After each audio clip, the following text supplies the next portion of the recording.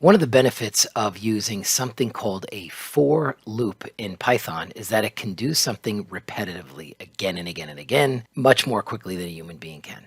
So I'm going to show you this little strange text that we have over here. It says for, and you can notice for is highlighted right over here, so it's a key word for x in range. Well, what that means is that we're going to have x be a number, every single number, in the range from 1 up to, but not including 10.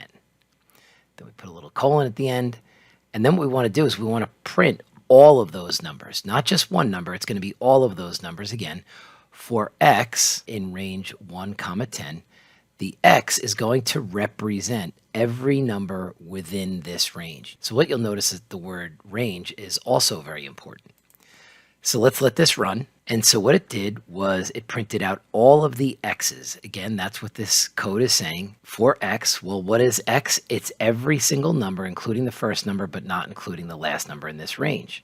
And then it printed out all of those values. Again, not including that last number. Now, the integer that it increased by was the integer 1, which is a given. And we could change that. So I'm going to make the third number in here 2. And now what it's going to do is it's going to count up by odd numbers. It's going to start with 1 and then add 2 until it gets to the number 10, but again, of course, not including 10 in this case especially. Run, and 1, 3, 5, 7, 9. One more simple little example. Let's say we change that, the step, this is actually called. So in this case, we're going to increase our step value by 3. So the first number is going to be 1, then it's going to be 4, then 7. But remember, we don't include this last number over here. So it's just going to be 1, 4, and 7. So let's go ahead and run this script. And there we go. So let's add one more to this. What I did was I want to run 2 for loops right now. I want to have this for loop and then this for loop. I want them broken just by a little sentence so it's really easy to read. But this time I didn't include the word range. So in this case, we left out the word range, and we're going to have x representing each number in this set of values. So it's now 1 and 10 and 2. So all that's going to happen in this case is we're going to have x is going to be 1, x is going to be 10, and x is going to be 2. So let's run this, and we get 147 from this little code right over here that we looked at already.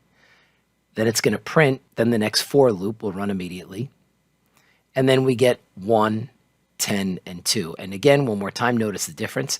This one is looking for the range from the first value up to, but not including the next one. This is going to be the step by which we increase that first value. But in this case, for x in, there's no range here. It's saying in this set of numbers. And then in the very last example I have, we're going to separate it by, then the third for loop will run immediately. This is the third for loop. What do we have here? We have a set of data that's going to be a mixture of strings and numbers, and it's going to print x. So let's go ahead and run this, and it prints Dave, Adam, 10, and 2.